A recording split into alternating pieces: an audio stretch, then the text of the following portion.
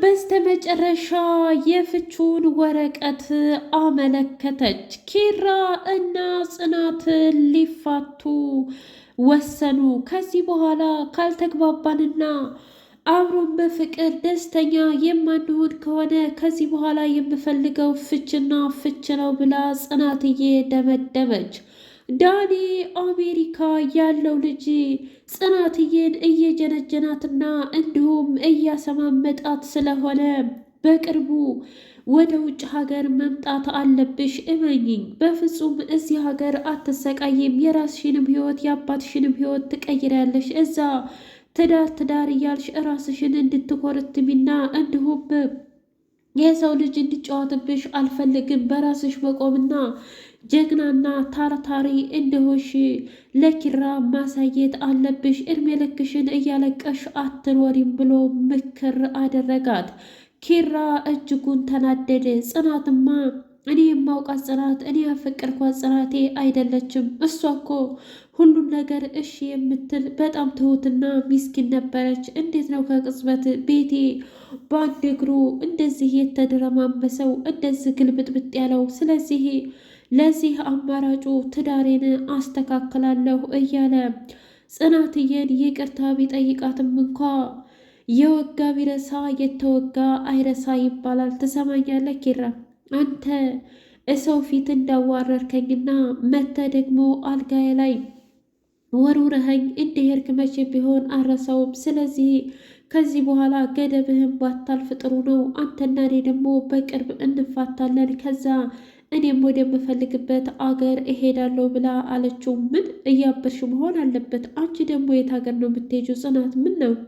እኔ ገና ለገና ስላልተማርኩኝ አባዬን ለመቀየር ብዬ እዚህ መጥቼ፣ አንተ ግን ደፍረህና እንዲሁም አፍቅሬሻለሁ ወድጄሻለሁ ብለህ እኔም ፍቅር ውስጥ ከከተትክ በኋላ ትሰማኛለህ? አሁን ግን ያማረችህና የምታስባት የምታቅዳት ምን እሷ ብቻ ኒና ወንድምህ እህትህ ሆነው ሀናን እንዲታገባ ደፋ ቀና እያሉልህ አይደለም እንዴ? ስለዚህ ትሰራለህ፣ እናም እንፋታለን ብላ አለችው። ምን? ቆይ አንቺ ሴትዮ ትዳር በዚህ ልክ ቀልድ መሰለሽ እንዴ? ጽናቴ እኔ በፍጹም ይህን ነገር ካንቺ አልጠብቅም። አንቺ እኮ የማቅሽ ጽናቴ አይደለሽም። አየህ ተቀየርኩብህ። ለካንተ ሁሉን ነገር እሺ እሺ ስል ምንም የማላቅ ይመስለ ነበር። ያኔ እኮ የቤት ሰራተኛ ነኝ። ስለዚህ የቤት ሰራተኛ ደግሞ አንገቱን ደፍቶ ደሞዝ እስካልተቆረጠበትና እስካራበው ድረስ አንገቱን ደፍቶ የመስራት ግዴታም አለበት። ከእንደገና ደግሞ መብትም ነው። ምክንያቱም አንዳንድ ጊዜ ነገር የተሻለ ነገር ለማድረግ ዛሬን የግድ ደፋ ብለን መስራት ስላለብን። አሁን ግን እንደዛ አይደለም። አሁን ግን ሚስት ነኝ። አሁን የቤት ኃላፊነት ነኝ። አንተም ብትሆን ወደህና ፈቅደህ እስካገባኸኝ ድረስ በፍጹም እኔን ከፍና ዝቅ ልታደርገኝ እንዲሁም እንደ ባሪያህ ልታደርገኝ አትችልም ብላ አለችው። ምን? ጽናቴ እኔ እኮ አንቺን ለማክበርና አንቺን ለማስደሰት ያልፈነቀልኩት ድንጋይ የለም። አንቺ ግን እኔ የማደርገው ነገር በሙሉ አልታየሽም ብሎ አላት። እስኪ ንገረኝ፣ እኔ ያልታየኝ አንተ የታየ ምንድን ነው? ሀና ብለህ ስትል እኔ ቀልብ ያልወደዳትም አልኩኝ።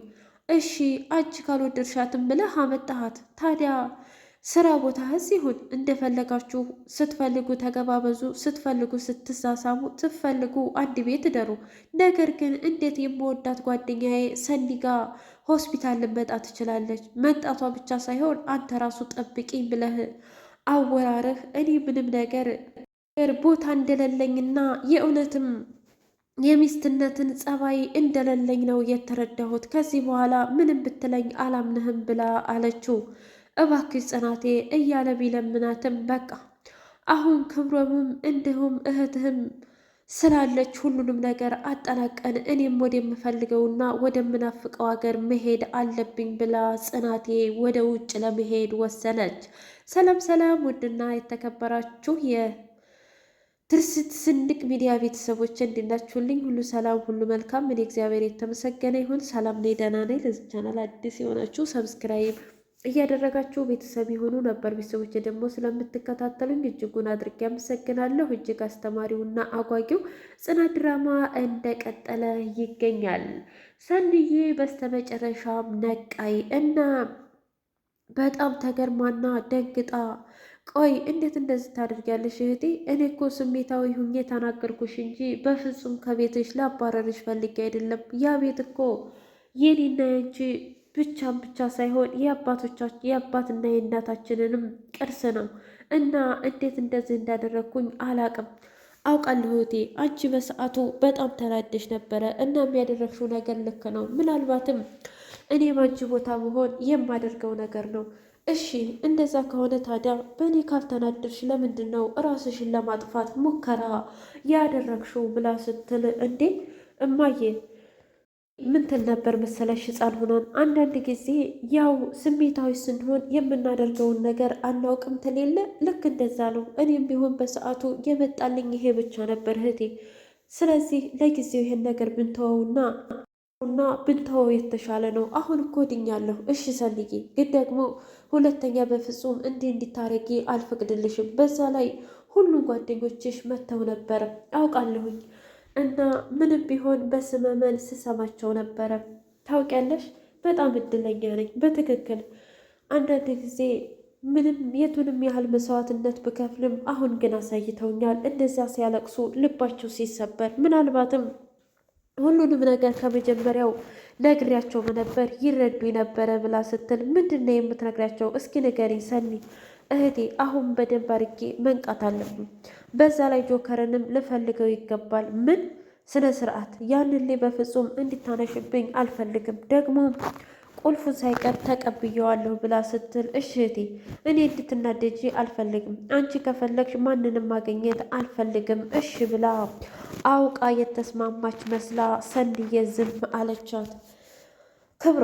ክብሮምና የእስቢል ጓደኛ ለክብሮም ደውሎለት የሰኒን ጉዳይ ምን አደረግክ ብሎ ሲለው አንተ አረመኔ ጨካኝ፣ እኔ ሰኒን ግደልልኝ ብያሃለሁኝ እንዴ? እንደዛ አጨናርቀህ ራሷን እስከምታጠፋ ድረስ እኔ እኮ ያልኩህ እንዴት አድርገን ጆከር ጋር ለያይተን ከኔ ጋር እንደምትሆን እንቆፍር ነው እንጂ ያልኩህ ግደል ብያሃለሁ። የእውነቴን ነው ምልክ ካገኘሁ እገልሃለሁ ብሎ ሲለው ኒና ሰማች። ምን?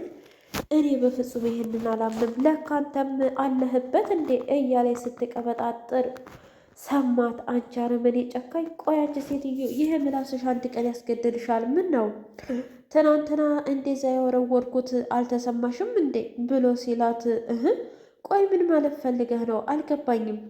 እባክሽ ኒና ይሄ ነገር ያስገድልሻል። በማያገባሽ አትግቢ። ሰኒና እኔ የራሳችን ጉዳይ ነው። ለምንድን ነው እንደዚህ የምትለው? እስኪ ንገረኝ። አንድ ጊዜ ጆከርን መርጣ የለም። ስለዚህ አንተ ደግሞ በዙሪያ ያሉ ሴቶችን ብታይ ጥሩ ነው። ምን ማለት ፈለገች ነው? እንግዲህ በጣም ብዙ ሰዎች እኛም አለን፣ እንደገና መስሪያ ቤትም እነሃ አሉ። ታዲያ እነሱን መጥበሱ አይሻልም እንዴ ሰኒ ላይ ሙጭጭ ከምትል ብላ ስትለው ትሰሚኛለሽ፣ ፍቅር ቀልድ አይደለም። ለማንኛውም አሁን ከፊቴ ጥፊልኝ ብሎ ከፊቱ እንድትጠፋ አድርጎ አባረራት። አንዴ እና ለመጨረሻ የድሮ ፍቅረኛውን በጥፊ ልሶ አባረራት። ትሰሚኛለሽ አንቺ አረመኔ ጨካኝ፣ እኔ ላይ እንድትጫዋች በፍጹም አልፈቅድልሽም። ብሩዬንም ህይወቷን እንድትበላሽው አልፈልግም። ጭራሽ ባስ ብለሽ ደግሞ ሀዊንም ደበለቅሻት። ትሰሚኛለሽ፣ አሁን እንግዲህ ከናሆሜ ጋር ብታወሪ ይሻላል። እኔን ከዚህ በኋላ ማስፈራራት አትችይም ብላ አለቻት። እዩልሽ አንቺ ሴትዮ ብታርፊ ይሻልሻል። ምክንያቱም እኔ ምሩን አጥቼ መኖር አልችልም። አየህ ድሮም አንተ እኔን እንድትለይ ነበር። አሁን ደግሞ ፍቅሩ በሙሉ ወደ ምሩ ጋር ሄደ ማለት ነው። እሱ ምንም አይመለከትሽም። እሺ አርፈሽ ተቀመጪ፣ አፍሽን ብትዘጊ ይሻልሻልም ብሎ አላት። እሺ አንተ እንዳልከው ይሆን። ነገር ግንማ ድጋሚ ወደ ህይወታችን እንድትመጪ አልፈልግም። እሺ በቃ የራስን ህይወት ኑሪበት፣ እኛም ደግሞ የራሳችን ህይወት እንኖርበታለን ብሎ በሚያስጠላና በሚያሳዝን ሁኔታ ልክ ልኳን ነግሮ አባረራት። ምሩዬ እጅጉን ደስ አላት። እና እኔም መረክ ማለት ነው? ምን ማለት ፈልገሽ ነው? ድሮስ ታዲያ ማንን ልመርጥ ነበር? ምሩዬ እኔ አንቺን ከልቤ ነው የምወድሽ የማፈቅርሽ። ደግሞም ቤቴ ሰላሙን እንዳጣ አልፈልግም ብሎ አለ። ውድ የትርሲት የስንድቅ ሚዲያ ቤተሰቦች የዛሬው ጽናት ይህን ይመስል ነበር። የእውነት ከጽናት ምን ተማራችሁ? እኔ ግን ድርቅና በትዳር ውስጥ አስፈላጊ አይደለም በሚለውን ተምሬያለሁ። እናንተም እስኪ የተማራችሁትን ኮሜንት ላይ አስቀምጡልኝና እንወያይበት። እስከዛ ወዳችኋለሁ። ላይክ፣ ሼር፣ ሰብስክራይብ አይረሳ ውዶቼ።